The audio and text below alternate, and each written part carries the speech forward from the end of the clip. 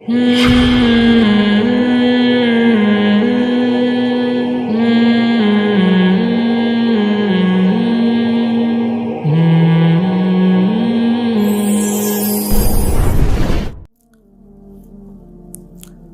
اللہ فرماتے ہیں الذی بارکنا حولہ، اس مسجد اقصی جس کے ارد گرد ہم نے برکتیں رکھی ہیں۔ ارد گرد چونکہ سرزمین شام ہے تو اس میں اللہ نے برکتیں رکھیں، دنیاوی برکتیں بھی رکھی ہیں اور روحانی برکتیں بھی۔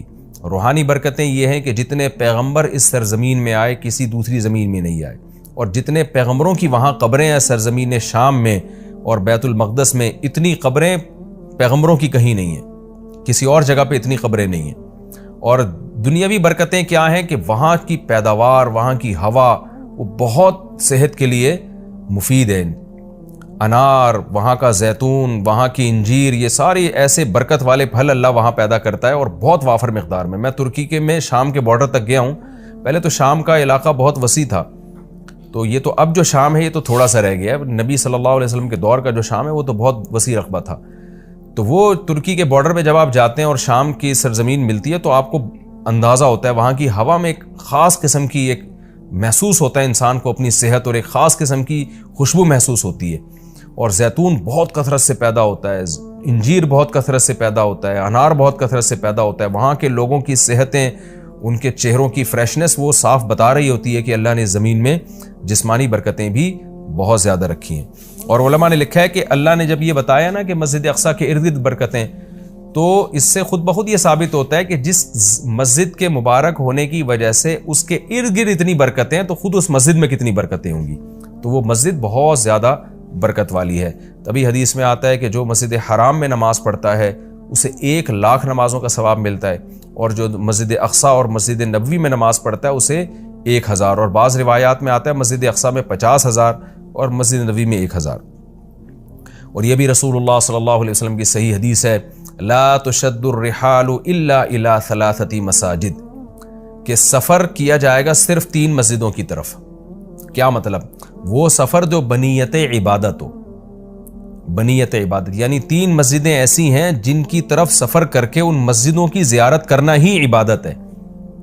ویسے تو کوئی بھی مسجد ہو آپ ویسے دیکھنے کے لیے چلے جائیں، اس کو سفر کر کے بھی انسان جا سکتا ہے ویسے ہی دیکھنے کے لیے بھئی مسجد کیسی بنی ہے، خوبصورت ہے یا نہیں، لیکن اعلیٰ وجہ تقرب یعنی وہ سفر جو بطور عبادت کے ہوگا، ان میں صرف 3 مسجدیں ایسی ہیں جن کی طرف زیارت کے لیے سے جانا ہی بذات خود شریعت میں مقصود ہے اور ایک عبادت ہے، اور ان میں جا کے نماز پڑھنے کی اضافی بہت زیادہ فضیلت ہے۔ تو وہ 3 مسجدیں آپ نے فرمایا، ایک مسجد حرام، ایک مسجد اقصی اور ایک مسجد نبوی۔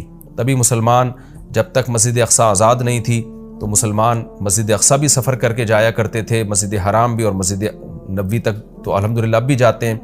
اور اللہ سے ہم دعا کرتے ہیں کہ اللہ تعالیٰ مسجد اقصی کو دوبارہ آزاد کرائے تاکہ ہمیں بھی وہاں جا کے نماز نصیب ہو اور مسجد اقصی کی ہمیں بھی زیارت نصیب ہو۔ یہ ہر مسلمان کی تمنا ہے، اور بہت سے لوگوں کو اللہ نے یہ توفیق دی ہے، وہاں جاتے ہیں، اور بہت سے لوگ اس زیارت سے محروم ہیں۔ تو ہم یہ دعا کرتے ہیں کہ اللہ تعالیٰ وہ مبارک مسجد جس کی طرف اللہ اپنے حبیب صلی اللہ علیہ وسلم کو معجزاتی طور پر لے کر گیا، اور خاص طور پر ہمارے حبیب صلی اللہ علیہ وسلم کو وہاں نماز پڑھوائی گئی معجزاتی طور پر، تو اللہ ہمیں بھی اس مقدس سرزمین کی زیارت کی توفیق نصیب فرمائے اور ہمارے لیے آسان فرمائے۔ آگے اللہ فرماتے ہیں لِنُرِيَهُ مِنْ آیَاتِنَا، ہم نے یہ سفر اس لیے کرایا تاکہ ہم محمد صلی اللہ علیہ وسلم کو اپنی نشانیوں میں سے کچھ نشانیاں دکھائیں۔ وہ نشانیاں یہی ہیں کہ جو معراج کی رات آپ کو دکھائی گئیں، پیغمبروں کی زیارت کروائی گئی، جنت جہنم دکھائی گئی، تو یہ ساری بڑی بڑی نشانیاں تھیں۔ خود معراج خود ایک بڑی نشانی ہے۔ إِنَّهُ هُوَ السَّمِيعُ الْبَصِيرُ، اللہ تعالیٰ خوب سننے والا اور دیکھنے والا ہے۔ یعنی انسان تو محتاج ہے کہ جب تک اسے سنایا نہ جائے وہ سن نہیں سکتا، دکھایا نہ جائے وہ دیکھ نہیں سکتا۔ تو پیغمبر صلی اللہ علیہ وسلم بھی خود سے نشانیاں نہیں دیکھ سکتے، اللہ نے دکھائیں، اللہ نے سنائی، لیکن اللہ وہ ذات ہے جو سمیع بھی ہے اور بصیر بھی، اسے وہ ہر وقت ہر چیز کو دیکھ بھی رہا ہے اور ہر وقت ہر چیز کو سن بھی رہا ہے۔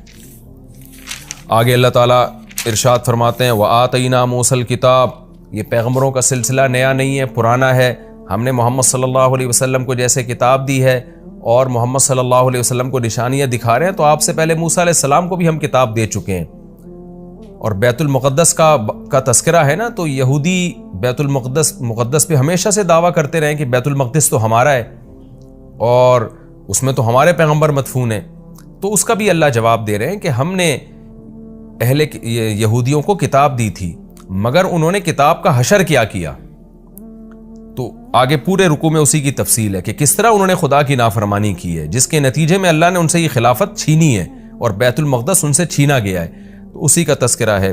وَآتَيْنَا مُوسَى الْكِتَابَ، ہم نے موسیٰ کو کتاب دی. وَجَعَلْنَاهُ هُدًى، اور ہم نے ہدایت بنایا تھا اس کتاب کو. لِبَنِي اسرائیل، بنی اسرائیل کے لیے. اللہ تتخذوا من دونی وکیلا، اور ان سے کہا تھا میرے سوا کسی کو کارساز نہ بنانا، اللہ ہی سے دوستی لگانا، اللہ ہی کو اپنا وکیل یعنی کارساز سمجھنا کہ اللہ ہی تمہارے کام بنائے گا بگاڑے گا، لہذا اللہ ہی سے بنا کے رکھنا ہے. وکیل کہتے ہیں جو آپ کے کام بنانے والا ہوتا ہے. تو جب اللہ پہ اعتماد اور توکل کرو گے، اللہ ہی کو کارساز سمجھو گے، تو پھر ظاہر ہے اس کی اطاعت بھی کرو گے نا. مگر یہودیوں نے ایسا نہیں کیا.